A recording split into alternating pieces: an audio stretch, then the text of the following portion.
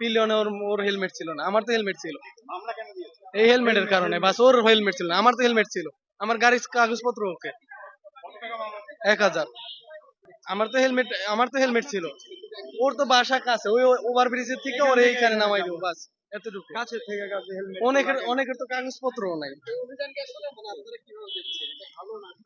ভালো, ঠিক আছে, তারপরে তো সবকিছু দেখতে হবে না, স্যাক্রিফাইস করা উচিত না। মানে যাদের সবকিছু ওকে আছে তাদের তো স্যাক্রিফাইস করা উচিত। সুপ্রিয় দর্শক, আপনারা দেখছেন যে এই মুহূর্তে একটি বাইকারকে পেশ আটক করা হয়েছে। তার পিলিয়ন যে রয়েছেন, পিলিয়নে কিন্তু হেলমেট পাওয়া যায়নি।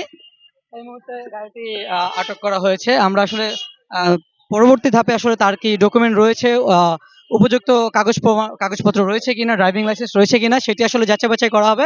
ডিজিটাল মিটার দিয়ে কিন্তু আপনারা দেখছেন যে আসলে খুব নিখুঁতভাবে যাচাই বাছাই করা হচ্ছে। আসলে টেস্ট টোকেন, রেজিস্ট্রেশন পেপার, আসলে সবকিছু কি অরিজিনাল কিনা, ভ্যালিড কিনা, সেই ব্যাপারগুলো কিন্তু আসলে চেক করা হচ্ছে। এবং ড্রাইভিং লাইসেন্স সেটি কি আসলে সঠিক রয়েছে কিনা সেটি চেক করা হচ্ছে। স্যার, ওনাকে কি মামলা দেওয়া হচ্ছে? হ্যাঁ হ্যাঁ, হেলমেট ছিল না পিলিয়নের। পিলিয়নে হেলমেট ইস্যু ছাড়া কি অন্য কোনো ইস্যু পাওয়া গেছে? না, কাগজগুলো ঠিক আছে ওনার, নতুন গাড়ি কাগজগুলো ঠিক আছে। পিলিয়নে হেলমেটের জন্য একটি মামলা দিচ্ছেন, তাই তো? সুপ্রিয় দর্শক, আপনারা দেখছেন আসলে এই যে বাইকারটি রয়েছে, তিনি তার পেছনে যে পিলিয়ন রয়েছিলেন তার কিন্তু হেলমেট পরিধান করেনি। আসলে এই কারণে কিন্তু সে একটি মামলা খেতে হচ্ছে তাকে।